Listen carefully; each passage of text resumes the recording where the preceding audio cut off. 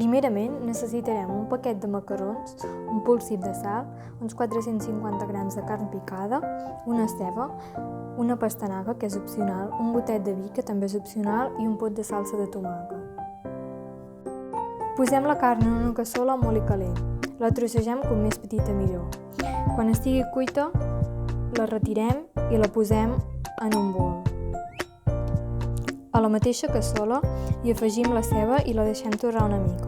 Després hi afegim la pastanaga i un cop torrada, hi posem el got de vi i el deixem evaporar. Un cop evaporat el vi hi afegim la salsa de tomata i un polsim de sal i remenem perquè quedi ben impregnat de la ceba i la pastanaga.